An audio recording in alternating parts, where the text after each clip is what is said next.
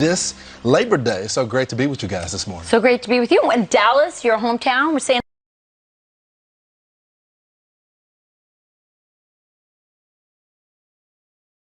hi to Will as well. He's back home, sleeping in his bed. Tightly. Are we going to be doing flash cams from everybody's hometown? Like, is Verona, New Jersey in the 7? Where were you born?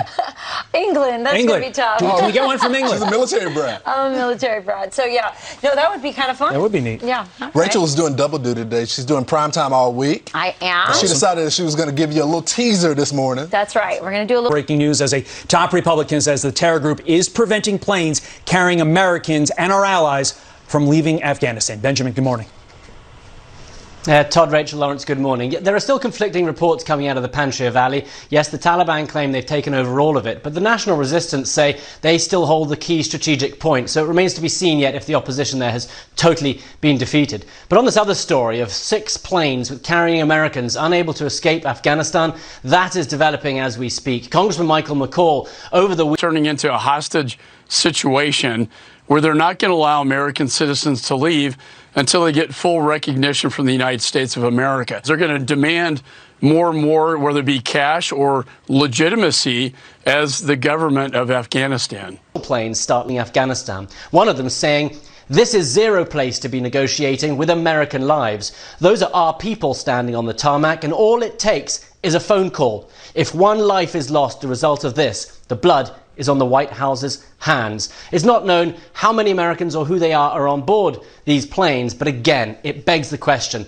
how could President Biden have allowed the Taliban to oversee the safe passage of Americans out of Afghanistan? Guys? Benjamin, it is very clear that the Taliban is running the show right now. I had a Navy SEAL on Fox and Friends Weekends yesterday.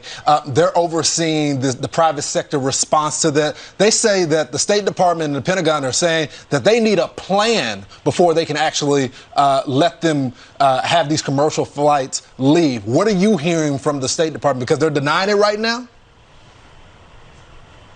Yeah, well, look, they're saying that they don't have plane manifests. That seems to be the issue right now, and until they know exactly who's on board, it's going to be hard for those planes to leave. Now, there's nothing preventing these planes from taking off. That is not in the hands of the State Department or the administration.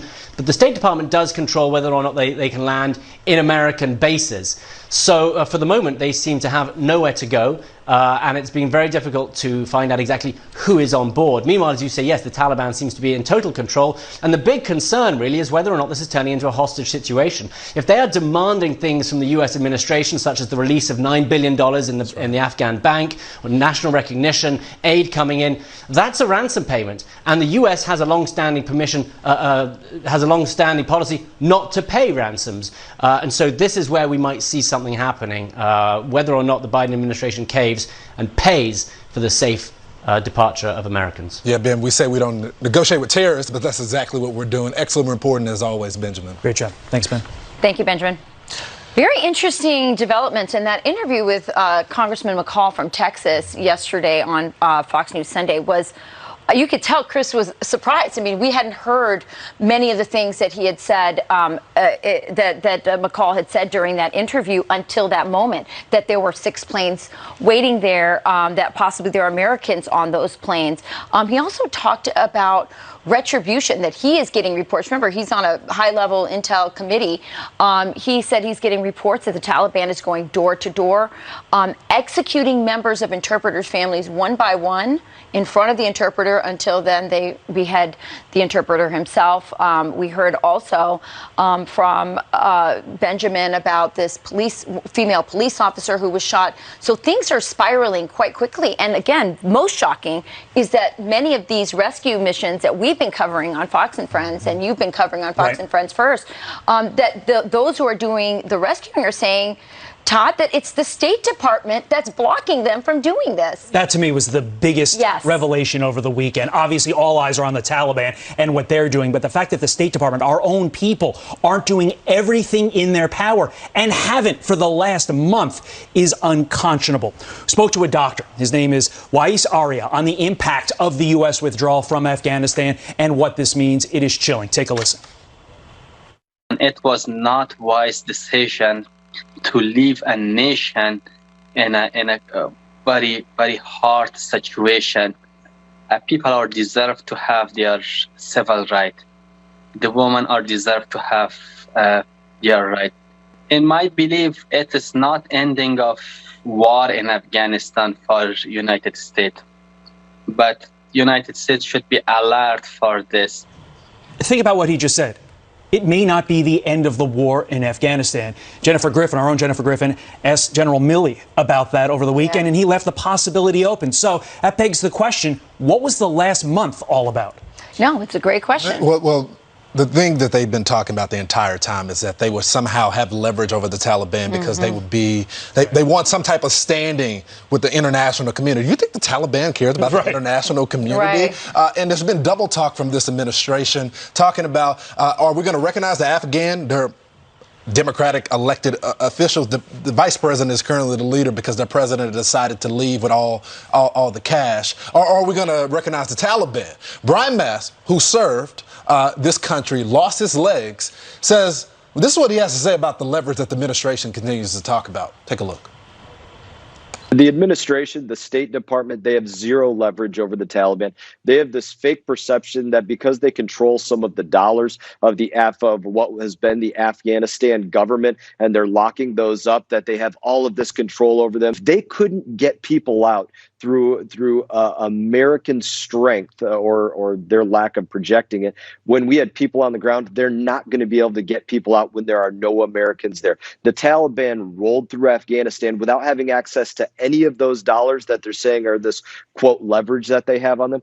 They're not extremely worried about that. And now what do they have? They have the, quote, most advanced military weaponry to go out there and do whatever it is that they want to do in Afghanistan or across other areas of the region. They have the leverage. And they're selling the equipment, too. I mean, people are under the impression. To Iran, who's going to repress. So this is a very, very serious situation. And people are wondering, you know, well, first of all, they have the frozen assets. So this is the only leverage we have left.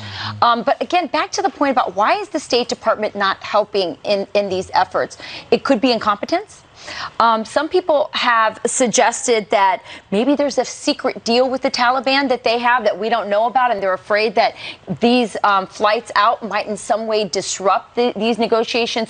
We don't know, but people like Brian Mast, he has been very clear about it. He says that the administration has blood on their hands, not just from the Marines that died, but all those who are probably dying right now at the hands of the Taliban, and those Americans who may die if we don't get these flights off the ground. What I've been asking for the last 4 weeks, can this all just be incompetence, though? At some point, there has to be some willfulness here. This just doesn't make any sense to the layperson watching at home. We had the opportunity to evaluate this during the presidential election. They wanted to focus on emotion instead of policy. We knew Joe Biden was a failure when it comes to foreign policy. I don't care how much experience he has. According to his own people. Exactly. They could have asked the proper questions that allowed this man to be elected because they did not like the other person. That's not how journalism Political instinct matters, and he's had horrible instincts, especially in foreign policy. You're right, Lawrence. Up next, a massive migrant caravan. This Fox News alert. Overnight, at least 4 miners are shot at a popular festival in Missouri. The Santa Caligon Days Festival is located in Independence, about 10 miles east of Kansas City. Police say all victims are expected to survive. No arrests have been made. The annual festival attracts a new intense body cam video shows an NYPD officer trying to save a family trapped in a flooded basement. Unfortunately, the search was unsuccessful due to locked doors, rising waters, and live electricity. 2 adults and a toddler were found dead in the apartment. It's tragic. At least 1,000 schools have already closed across 35 states due to COVID-19. Closures reported range from 1 day to several weeks. The report comes amid turmoil in many states over school mask mandates. The Department of Education is investigating 5 states with mask mandate bans for civil rights violations. A parade of supporters joins Frank Siller in New Jersey as he nears the end of the Tunnel to Towers Never Forget Walk. Morristown is his last public stop until Saturday, when he plans to walk through the tunnel in Manhattan. Siller began his 500-mile walk nearly 6 weeks ago in Arlington, Virginia, to mark the upcoming 20th anniversary of the 9/11 attacks. It's unbelievable to watch the progress in his journey. It really is. I think he's lost weight. Did you see that? I think he said that he has. Yeah, he looks trained good. for this. I'll be joining actually as he finishes up through the tunnel this weekend for our live coverage. That's awesome. Yep, we're doing live coverage from the towers this week. Can you believe it's 20 years? Can't believe that. And the irony, right, that this was supposed this 20-year mark, what Biden did in Afghanistan, many believe to, prop up, the 9/11 and have this photo op, and now this anniversary is going to be, I just think it's just loaded with so much more than we ever could have thought. A lot of tragedy. A lot of tragedy. When we should just be focused on those who lost their lives on that fateful day. It's pretty simple. Focused on a whole other thing. Well, here's another thing that we have to be focused on, which is Chicago, which, by the way, is another war zone.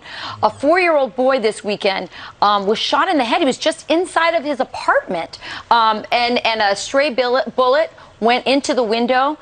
This was a violent holiday weekend in Chicago. We saw 4 killed, 49 wounded, including 8 children since Friday evening. Chicago Alderman Raymond Lopez slammed city leaders for not doing their job.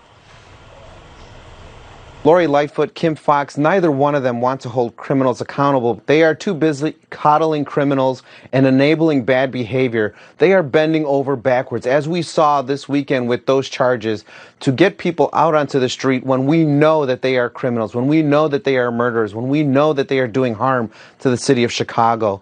They simply do not have the will. Though they have the rhetoric of saying that they support black and brown communities, they do not have the will to protect them. We don't have to reinvent the wheel. We know that our police officers can go after criminals if we allow them to do their job. We know that if you are committed to violence, you belong in jail. We need to take the politics out of this and allow law enforcement to do its job the way they are trained to do.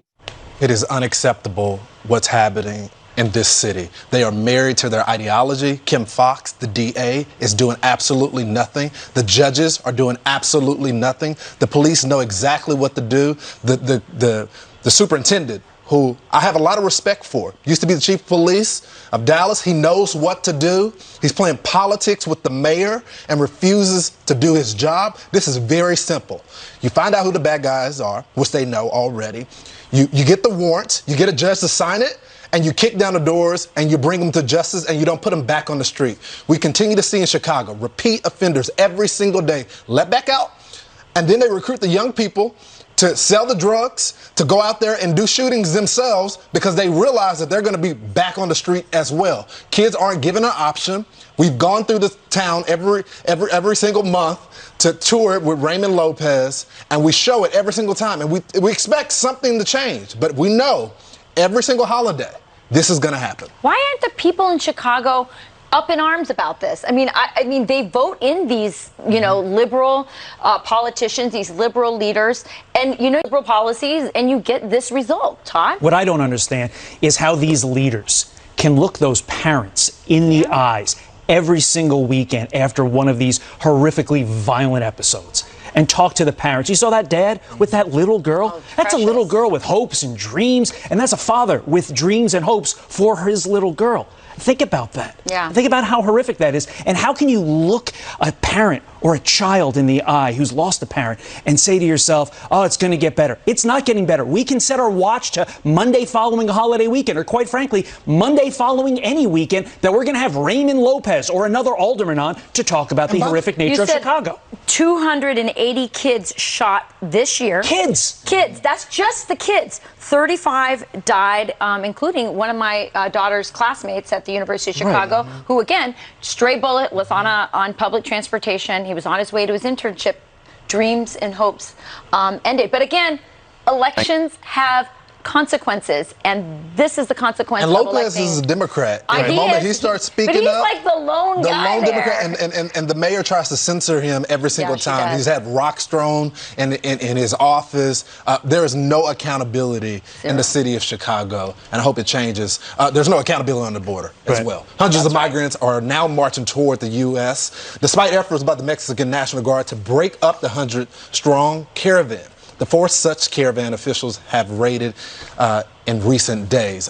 This continues to happen. The Biden administration is doing nothing on the border. Kamala I don't know where Kamala is. She's still trying to figure out what these root causes are. She's in California, Lauren. She's helping out Gavin Newsom. She has her priorities straight. By the way, she said that she's the czar of the border. She said she was going to go to Central America with root causes. They've doubled down on root causes. There have been $4 billion now more in America because of this policy that they believe they can stop what's going on at the border by nation building in Central America. Because that's worked well in the past. Yeah, exactly, because that's worked well in the past. But as you can see here, these caravans are coming north. The Mexican officials tried to contain the people coming from Central America at the southern part of Mexico. They can no longer contain it. Their refugee centers are being overflowed. The people are getting frustrated. They can't get work. The conditions are poor. And so these caravans are coming north. We had somebody in the Trump administration who is attacking this problem, knows how to attack the problem. His name is Chad Wolf, and he says this administration still doesn't get it. Listen.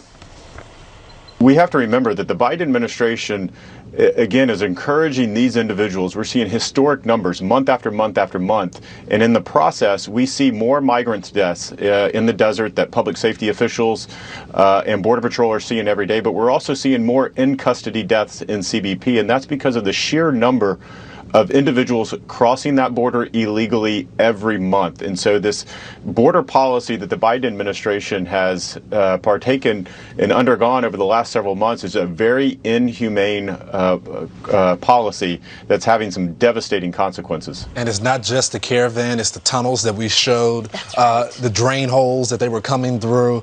You got Chinese nationals that are coming through because they realize that if you can just get to Mexico, if you can just get to the southern border, that you'll be able to get into the country. And this has nothing to do with compassion. The country has said they're open to immigration reform, to talk about these issues, but until you secure the border, we cannot have this conversation. And what about, we've been talking about Chicago, let's talk about the mothers that are making this way in the heat. We just reported a couple days ago of a mother and a child. She called the police. They couldn't get there soon enough, so she died. Her phone died, and she died with her child on the border because of the heat exhaustion. It's worse than that, Lawrence. The little 11-year-old girl, Jose Maria, was carrying her little toddler brother on her back through the desert. The mother captured these images on her phone before she passed away, but the mother died of exhaustion and dehydration. Little Jose Maria, who was consoling, there were other pictures of her consoling her little toddler brother, and the little brother was found crying and overheated when our hero border patrols finally found this scene. I mean, our border patrol are getting traumatized. I have a friend who, her husband's in the fire department in Yuma. She's been calling me saying, there's that, look at this. I mean, it's just so heartbreaking. They're finding bodies of children like this, and mothers and fathers. The Border Patrol is so occupied in the detention centers that they aren't able to rescue people in the desert, which we know in August is burning hot, and this is such dangerous conditions. And I'll tell you what else is dangerous. We now have a terror state in Afghanistan. We now have a terror state armed with our own weapons. We know that ISIS and Al-Qaeda are emboldened as never before because they defeated the great United States of America and humiliated us right there in Afghanistan. So where do you think they're going to come when they want to come? They're going to come right through our southern border. So this has now gone beyond the idea of, how do we, assimilate and deal with all poor coming in from Central America. We now have a terror. Yeah. This is a national security problem, and the Biden administration absolutely knows that border is open. It's intentional. It's deliberate.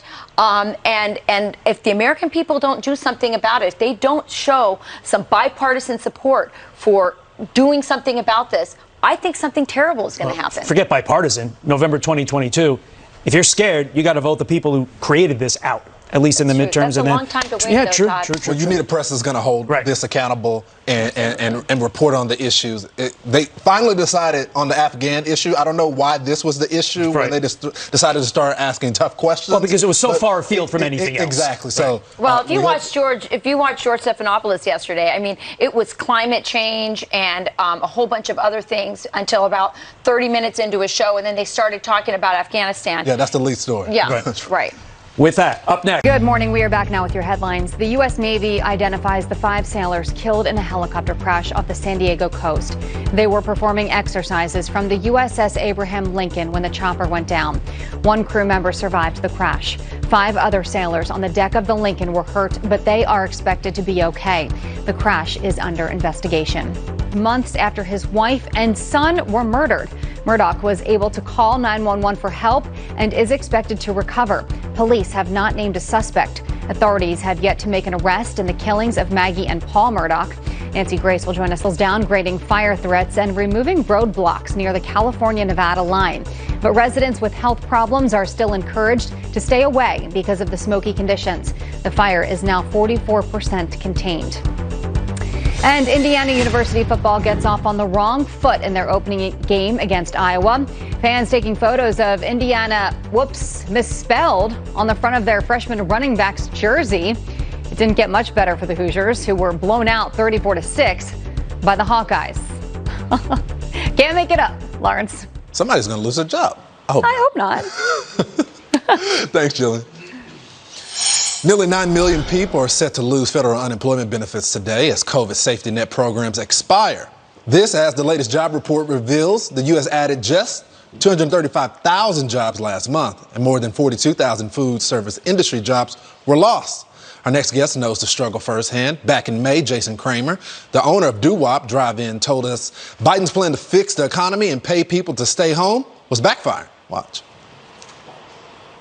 It's kind of simple.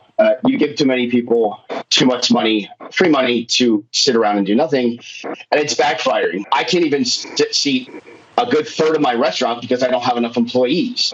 I would love to hire new people. There's nobody coming in the doors. That man, Jason Kramer, joins us now with an update. Jason, so you were very vocal the last time we had you on the show. The question is, has anything changed? No, actually, it got worse, and thanks for having me back. We struggled all summer long, and I feel bad for every restaurant owner, bar owner. It's just bad.